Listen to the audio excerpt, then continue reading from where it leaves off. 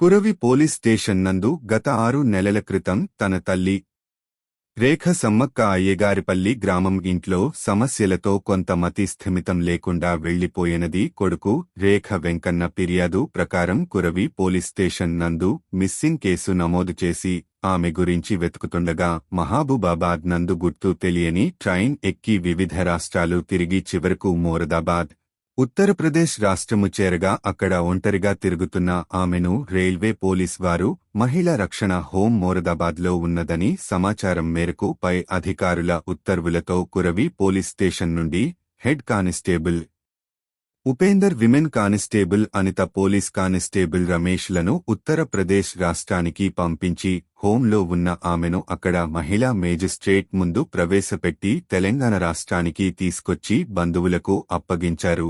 ఆమె స్వంత గ్రామానికి వచ్చి ఆమె కొడుకు నీ బంధువులను చూసుకుని కన్నీటి పర్యంతమైనారు. కురవి పోలీస్ వారు ఆమె ఇంటి దగ్గర చేర్చి ఆమెకి 2000 రూపాయల నిత్యావసర వస్తువులు అందించి మానవత్వం చూపినారు. ఏదైనా సమస్య ఉంటే పోలీస్ స్టేషన్కి రావాలని, ఎటు వెళ్లవదు అని ఆమెకి సూచించారు. 4 రోజులు ఉత్తరప్రదేశ్ నుండి రేఖ సమ్మక్కని సేఫ్గా ఇంటికి చేర్చడంలో కీలక పాత్ర వహించిన పోలీస్ బృందానికి మహబూబాబాద్ డీఎస్పీ తిరుపతిరావు, సిఐ సర్వయ్య అభినందనలు తెలిపినారు. ఈ అయ్యగారిపల్లి గ్రామానికి చెందిన రేఖ సమ్మక్క 60 సంవత్సరాల వయసు ఉంటుంది. ఇంట్లో ప్రాబ్లమ్స్తో గత దాదాపు 6-7 నెలల క్రితం మా ఇంట్లో నుంచి వెళ్ళిపోవాలని భావించి ఆ ట్రైన్ ఎక్కి ఏ ట్రైన్ ఎక్కిందో తెలియదు, ఎక్కడికి వెళ్ళిందో కూడా తెలియదు. కనీసం ఆమెకి దాదాపు ట్రైన్ జర్నీ చేసుకుంటా చాలా రాష్ట్రాలు తిరిగి లాస్ట్కి యూపీలోని మొరాదాబాద్కి వెళ్ళింది. అక్కడ రైల్వే పోలీస్ వారు ఆమెని హోంలో చేర్చడం జరిగింది.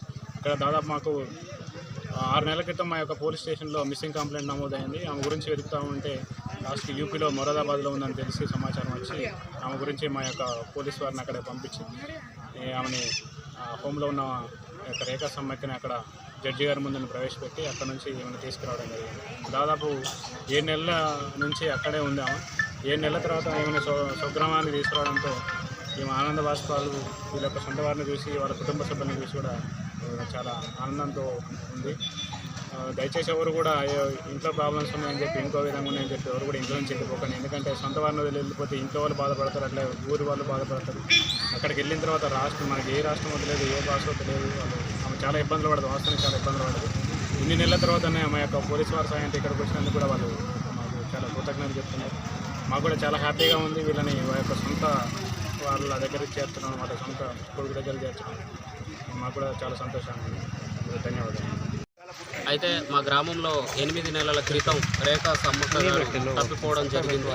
ఆవిడ తప్పిపోయినప్పటి నుంచి వాళ్ళ అబ్బాయి అయితేనేమి, ఊళ్ళో జనాలు అయితేనేమి ఆమె కోసం గాలింపు చర్యలు చేసినాం. బట్ ఎక్కడ కూడా ఆమె ఆచూకీ మాకెవరికీ దొరకలేదు.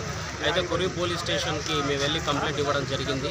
దాదాపు 8 నెలల తర్వాత కురవి ఎస్ఐ సతీష్ గారి ద్వారా ఆయన చొరవతోటి ఈమెని యూపీలో ఉందని చెప్పి ఈవిడ ఆచూకీ తెలుసుకొని అక్కడికి వాళ్ళ పోలీస్ బృందాన్ని అనితక్కని, అలాగే ఉపేందర్ సార్ని, అలాగే రమేష్ సార్ని, ముగ్గురిని అక్కడికి యూపీకి పంపించి 5-6 రోజుల కష్టంతో ఆయన సొంత ఖర్చులతోటి ఈ రేఖ సమ్మక్క గారిని మా గ్రామానికి, మా స్వగృహానికి తిరిగి తెప్పించడం మా అందరికీ సంతోషాన్ని ఇచ్చింది. అలాగే ఈవిడ్ని తీసుకురావడానికి మా గ్రామం నుంచి సహకరించిన మా జక్కుల నాగన్న బాబాయ్ గారికి, అలాగే మధుకుంట రంగారెడ్డి పెదనాన్న గారికి, అదేవిధంగా వడ్లకొండ విక్రమ్ గారికి మా అందరి తరఫున హృదయపూర్వక ధన్యవాదాలు. వీళ్ళంతా ఈ 8 నెలల తర్వాత రేఖ సమ్మక్క వచ్చిన తర్వాత మా ఊళ్ళో జనాలందరికీ చాలా సంతోషంగా అనిపించింది. ఎందుకంటే 8 నెలల తర్వాత ఒక కొడుకుని అట్లనే తల్లిని ఇద్దరిని మేము చాలా ఒక 8 నెలల గ్యాప్ తోటి చూడడంతో వాళ్ళిద్దరి మధ్యలో ప్రేమ ఆప్యాయతలు చూసి మా అందరి కళ్ళల్లో నీళ్లు తిరిగాయి.